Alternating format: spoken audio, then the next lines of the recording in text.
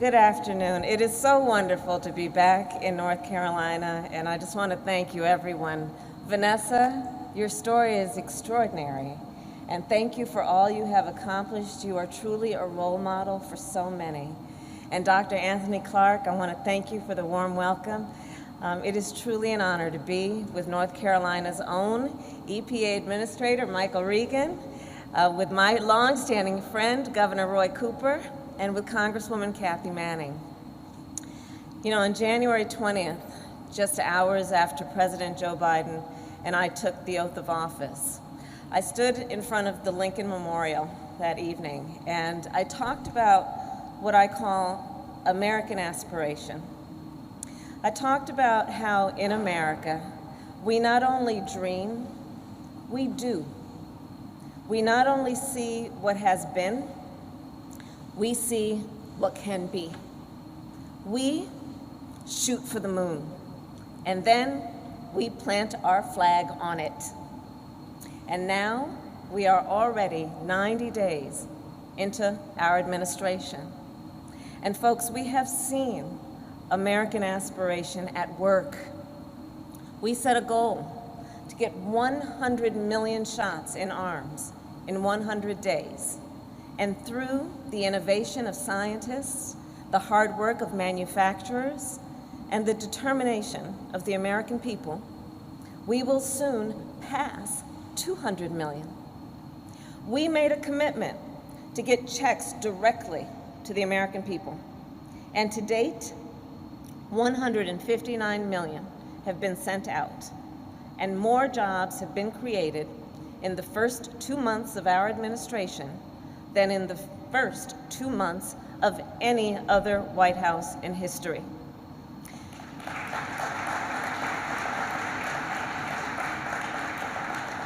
Help is here. Help is here. And hope is here. And things are looking up. Schools are reopening. Businesses are reopening. Grandparents are seeing their grandchildren in person. We are delivering real relief. And the American people are now able to breathe easier and sleep better. And we are not done. The President and I are ready to keep going. And we are not going to take it slow. And we are not going to take it one step at a time. Nope. We are going to take a giant leap into the future.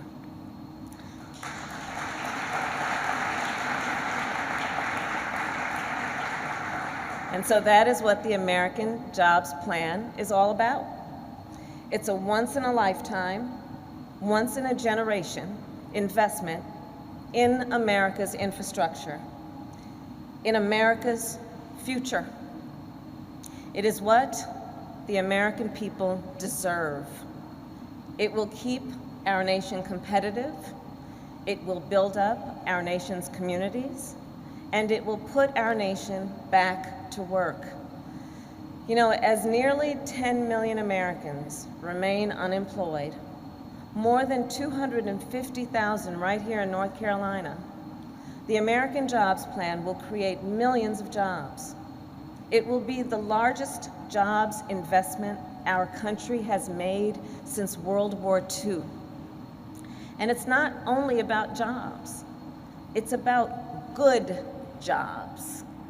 Good jobs for every worker. Good jobs for every worker everywhere.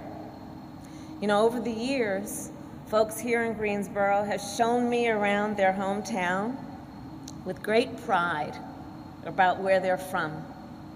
And too often, though, and we've seen this around the country, too often, though, opportunity knocks from far away, and their children grow up and have to move away.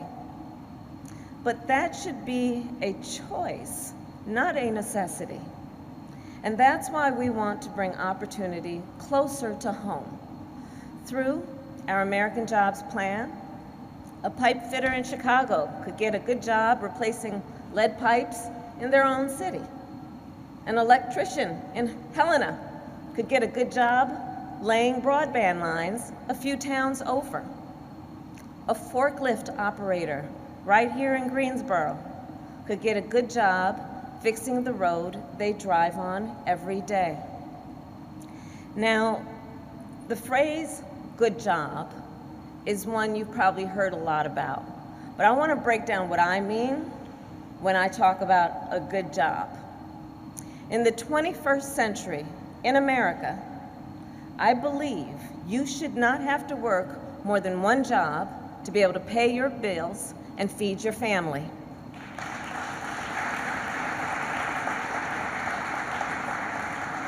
One good job should be enough. At a good job, you shouldn't have to worry about your safety. You shouldn't have to worry about whether you have the ability to get a good life, because you might have to go in debt for a diploma that promises a decent paycheck. It's pretty simple.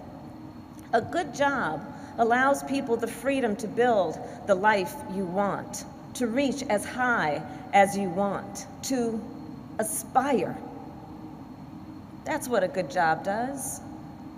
And good jobs are what the President and I will create with the American Jobs Plan.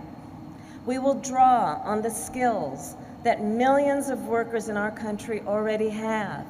Just look at what's happening here. The skills of pipe fitters and electricians and welders, construction workers and factory workers and transit workers, and care workers too. And if you don't have those skills, or if you want to learn other skills, we intend to help you get them. The truth is, a lot of jobs out there require some education after high school. Let's speak that truth. The truth is that almost every job that will be a good job will require some amount of education after high school. But here's how I think about that. We can't just talk about higher education without thinking about what kind of training Americans need to get hired. Instead of simply framing it as higher education, let's create a variety of opportunities for education after high school. And for some, that's a training program or an apprenticeship to get the certificate they need to get the job they want. For some, that's a technical college, just like this one. And for others, it's a 4-year college degree. There isn't only one path to success. A majority of the jobs we will create through the American Jobs Plan will require at most 6 months of training after high school. And we're going to invest in workforce development in a big way. We're also going to create as many as 2 million new registered apprenticeship slots. And we're going to make sure that these opportunities are equally available to women as well as men.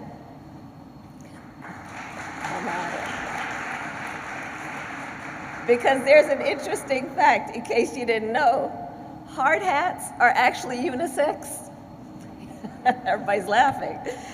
So now the best way, I also believe, to get a good job is through a strong union. Union members have better pay, better health care, better retirement, better protections on the job. I believe every worker in America deserves the ability to organize or join a union. And there's another thing about American jobs and the American Jobs Plan. It will not only create good jobs, it will have a big impact on communities. It will have a big impact on people's quality of life at home. Let's talk about, for example, broadband. The world runs online, and yet millions of Americans, many of whom live in rural America, do not have access to broadband, and if they do, it is not affordable. Broadband impacts our economy. It impacts our education system, our healthcare system. And I'm talking about small business owners who don't have the literal bandwidth to grow their businesses. Students who can't study at home, who have to drive to the local McDonald's, to the parking lot to get access to their Wi-Fi. Seniors who haven't seen their doctor because in the middle of a pandemic, telemedicine is not an option for them. The President and I are determined to make sure that every person in our country can access broadband and afford it. Let's talk about water. There are more than 1 million miles of pipes that deliver drinking water to homes across America. For as many as 10 million American families, many families of color, those pipes are made of lead. So here's what drinking water from a lead pipe can do to the human body. For adults, it can increase your blood pressure and decrease kidney function.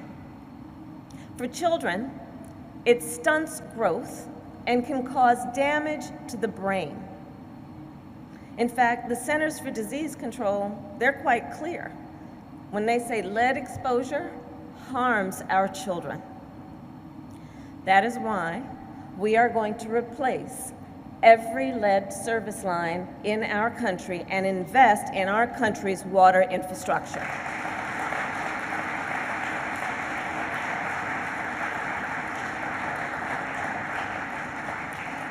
You know, at its root, I believe that infrastructure is about all the support systems that make our country work.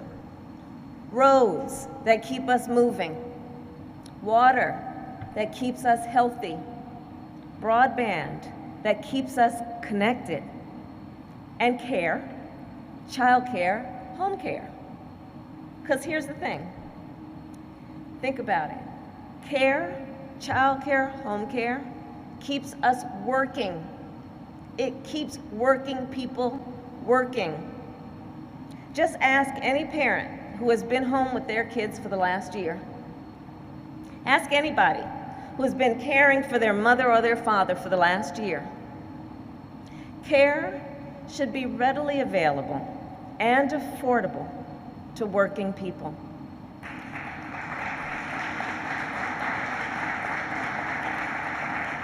And caregivers should be paid fairly and treated with dignity and respect. And small business owners who run childcare and home care businesses must be fully supported.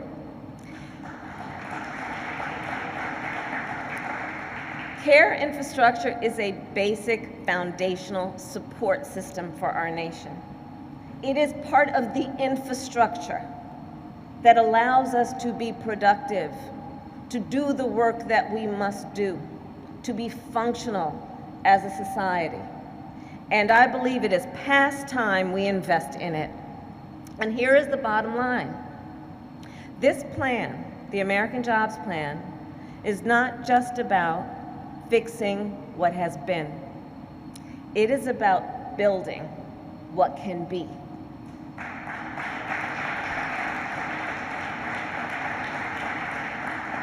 And I do believe this then is the very definition of American aspiration. And this is the very definition of America. The capacity of our nation has never been in question. The ingenuity of our nation has been the envy of the world. That was true when we built the Transcontinental Railroad. That was true when we brought electricity to every household in America.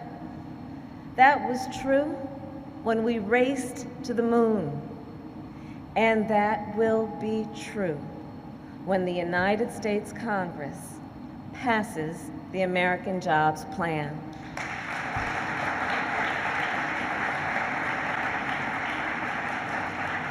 And North Carolina The President and I are determined to get this done. And like you, like Americans everywhere, we are not afraid of the hard work it will take. So for all of that, I thank you, North Carolina. It is so good to be back. May God bless you, and may God bless America. Thank you.